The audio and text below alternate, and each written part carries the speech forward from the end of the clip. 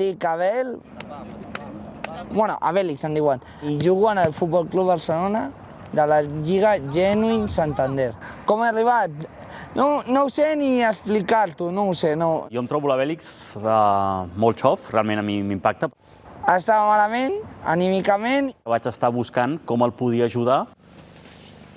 Vaig passar un procés de depressió i va ser molt dur, va ser molt complicat per mi perquè em sentia molt sol, em sentia inútil.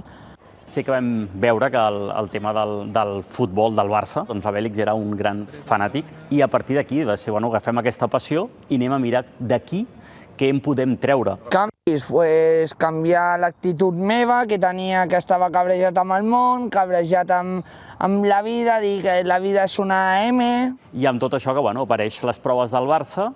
Em van trucar de la meva fundació i m'havia dit que m'havien agafat. I em quedo en xoc, així em vaig quedar, i li vaig dir que no m'enganyi. Jo pensant que era una broma.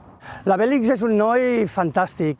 I fins i tot un de la meva colla que tinc, de Castellers, encara pensant que li estic fent broma. Representa molt, la resta del grup, gent activa, gent amb entusiasme, gent amb il·lusió, que s'expressen.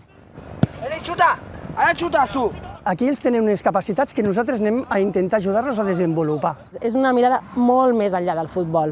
Jo que vull de l'Abel, el vull al màxim. M'és igual el nivell que tingui, no m'importa el nivell que tingui. Tinc que millorar perquè porto 4 mesos jugant a futbol. El que tingui, una mica més. Tampoc no sóc el Ter Stegen ara mateix, Ter Stegen porta tota una vida jugant. En un futur també potser tindrem la nostra pròpia cantera de jugadors amb diversitat funcional i intel·lectual, però ara és el moment de fer rodatge, de que tinguin experiència en jugar, que sobretot que facin pinya entre ells i que s'agafin confiança. Amb el temps ho vas païnt, però encara em costa. Jo, per exemple, dic, hòstia, i si s'ha posat tot això al cap? Ara una mica el que estem més a la white, amb les alarmes més posades, és el tema de la humilitat, el tema del respecte, el tema de no perdre aquesta oportunitat desitjant-ho massa.